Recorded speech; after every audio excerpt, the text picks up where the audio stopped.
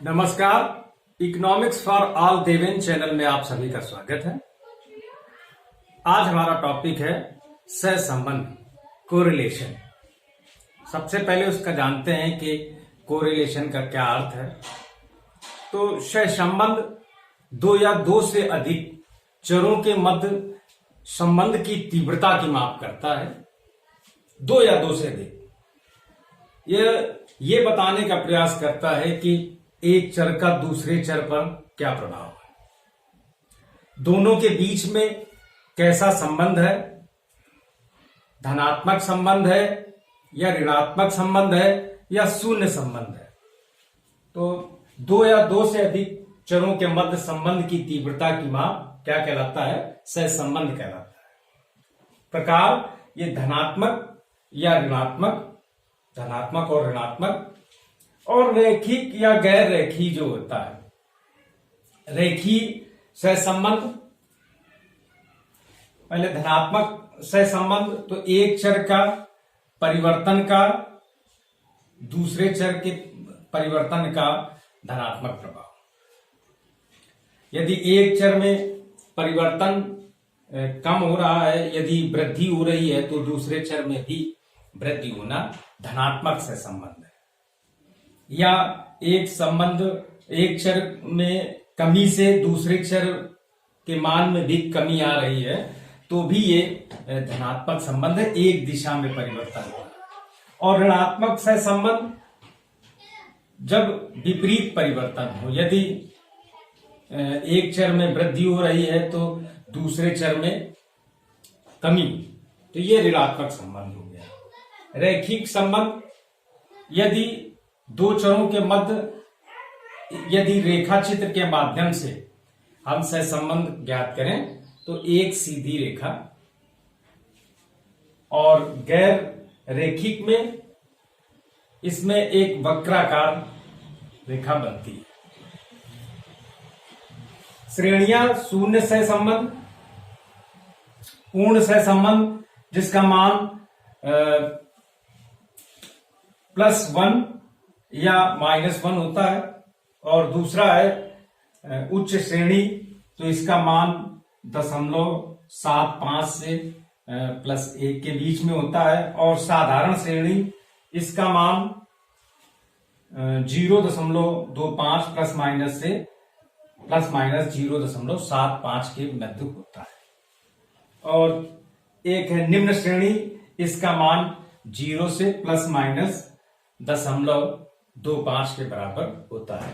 तो इस प्रकार से ये सहसंबंध का है, और इसका बड़ा महत्व है शोध कार्यों में। शोधार्थी के लिए, रिसर्चर के लिए जब दो श्रेणियां हों और उनके बीच के संबंध की तीव्रता का ज्ञान करना हो, तो सहसंबंध ज्ञात किया जाता है।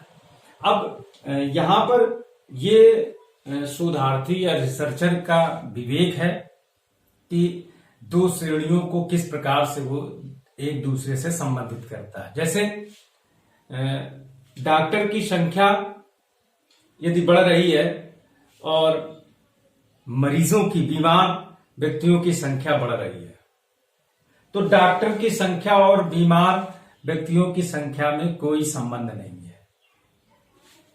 ये आंकड़े हैं और ये दो श्रेणियां हैं, या दो से अधिक श्रेणियां हो जाएं। हमें ये ध्यान रखना है कि इनके बीच में तार्किक संबंध स्थापित हो रहा है या नहीं हो रहा है। जैसे मंदिर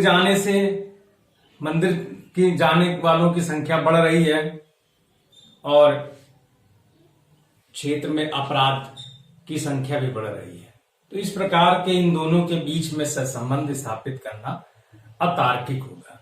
तो शोधार्थी को या रिसर्चर को स्वविवेक का विवेकशील होना आवश्यक होता है। उसको यह दो श्रेणियों के बीच में संबंध तार्किक है या गैर तार्किक है, ये विवेक का प्रयोग जो है करना बहुत आवश्यक होता है। अन्यथा निष्कर्ष जो होते हैं वो भ्रामक निष्कर्ष प्राप्त होते हैं।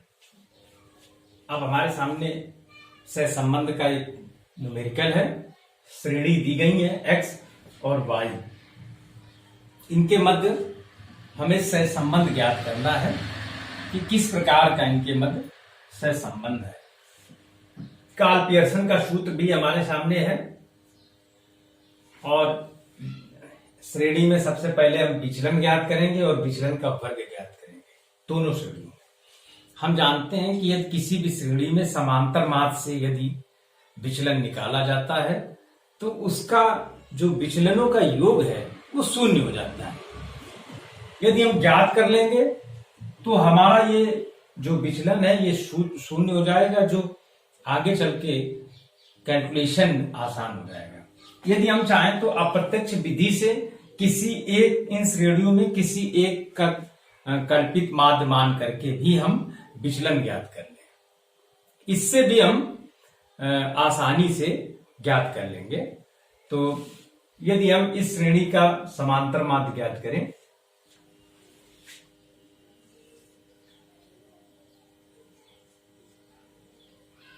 तो टोटल तो ये आ जाएगा 30। अब हम 30 से इनका विचलन ज्ञात कर लें कि 30 से कौन पद जो है वो कितनी दूरी पे है। समांतर माध्य में जो कल्पित माध्य होता है, कल्पित माध्य एक केंद्रीय एक कोई बिंदु होता है जिससे जो अन्य पद होते हैं उनकी दूरी का हम पता लगा लेते हैं कि कौन सा पद जो है वो कितनी दूरी पे है। कल्पित माध्य से विचलन का अर्थ यही होता है कि जो पद दिए गए हैं उनमें क्या विचलन है। और समांतर माध्य ये केंद्रीय प्रवृत्ति की माप है, ये 30 बता रहा है। ये 30 जो कैलकुलेशन आया है ये बता रहा है कि इस श्रेणी में जो श्रेणी दी गई है उसका जो केंद्रीय बिंदु है वो कितना है, वो 30 है। केंद्रीय प्रवृत्ति की माप समांतर माध्य हमें ये बताता है, केंद्रीय प्रवृत्ति समांतर माध्य।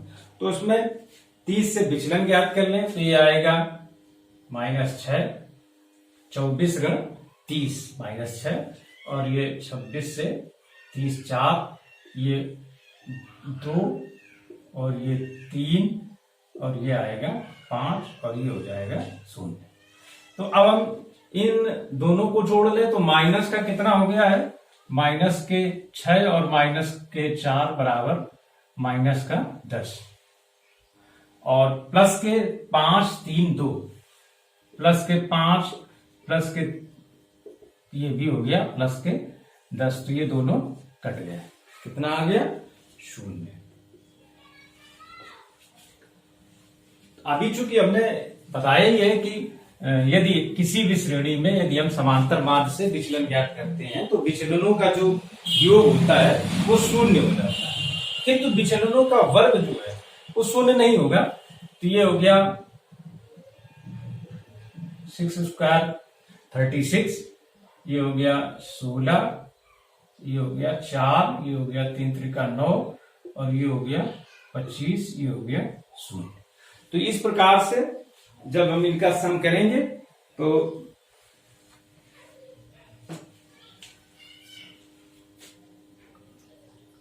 ये हो जाएगा 90। इस प्रकार से x का हमने समांतर माध्य भी ज्ञात कर लिया और विचलन भी ज्ञात कर लिया। अब इसी प्रकार से y का, तो y का हम ज्ञात करते हैं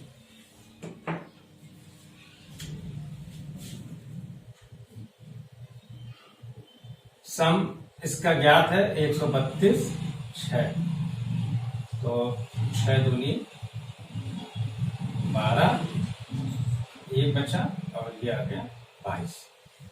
तो y में जो केंद्रीय प्रवृत्ति है वो ये बता रहा है कि इसका जो केंद्र बिंदु है वो कितना है, 22 है।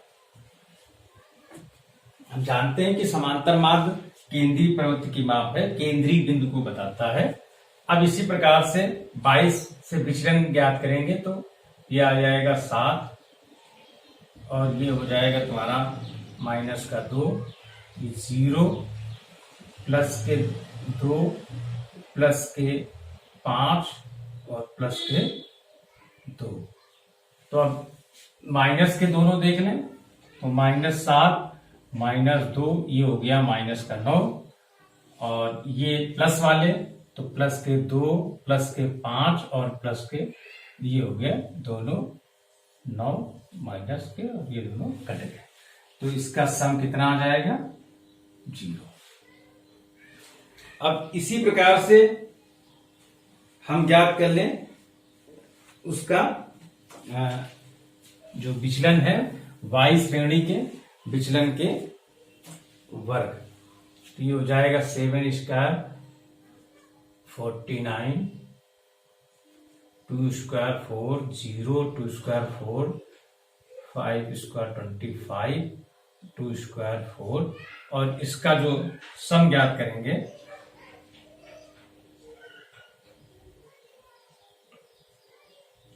इसमें लिख लेते हैं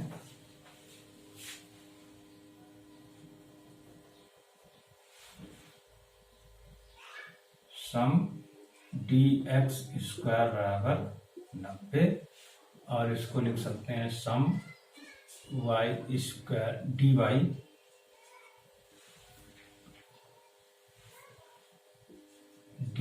स्क्वायर बराबर, अब ये आ गया तुम्हारा 86। अब इस टेबल में एक और बचा है कैलकुलेशन विचलन dx और dy का मल्टीप्लाई। तो ये -6 और ये -7 तो ये हो जाएगा प्लस का, ये -4 है और ये -2 है तो माइनस और माइनस प्लस हो गया, माइनस और माइनस का और ये हो गया 8 +2 × 0 ये हो जाएगा 0 +3 +2 ये हो जाएगा +6 +5 और प्लस का मल्टीप्लाई 25 और ये दोनों हो जाएंगे 0। तो इस प्रकार से जब हम इसका सम करेंगे तो आएगा 81।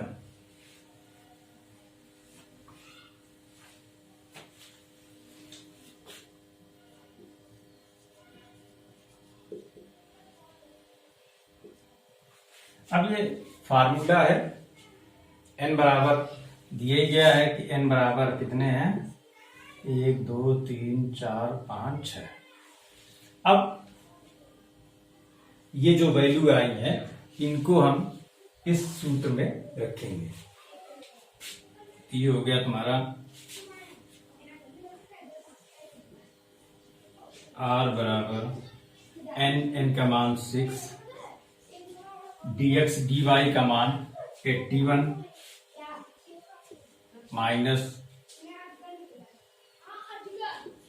dx का मान 0 और dy का मान सम dy का मान 0 अपॉन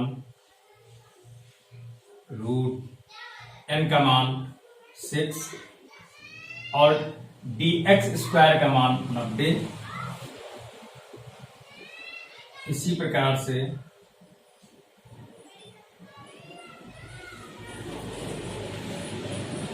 ये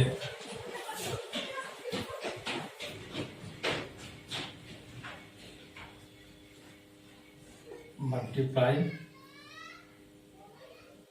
6 और dy स्क्वायर का मान 86।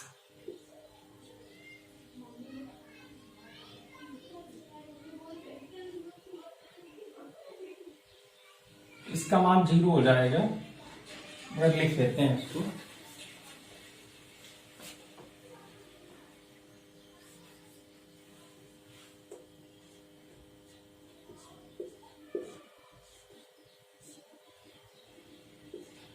6 dy स्क्वायर का मान 86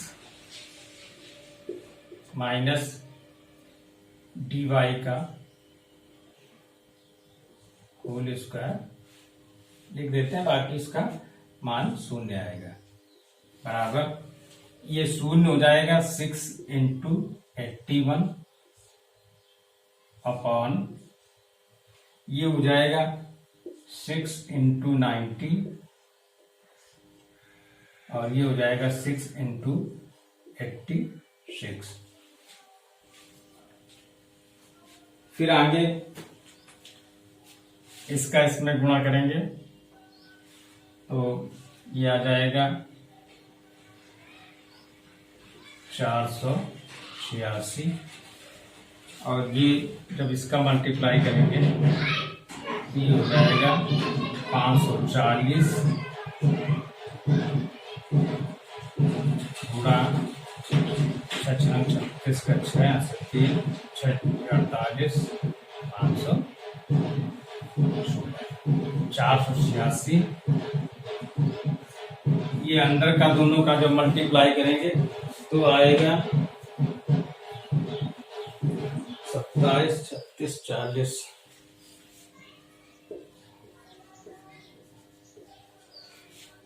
और इसके बाद जब इसका रूट निकाल लेंगे तो आएगा इसका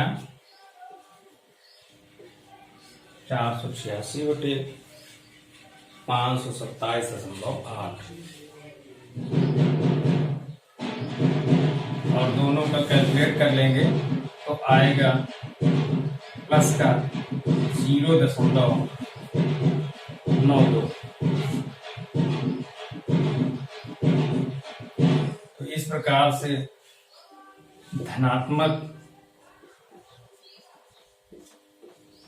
उच्च श्रेणी का सहसंबंध है। इन दोनों के मध्य कैसा संबंध है? धनात्मक उच्च श्रेणी का सहसंबंध है। तो इस प्रकार से सहसंबंध के प्रश्न जो होते हैं ये हल लगाए किए जाते हैं कार्ल पियर्सन के फार्मूले से। धन्यवाद।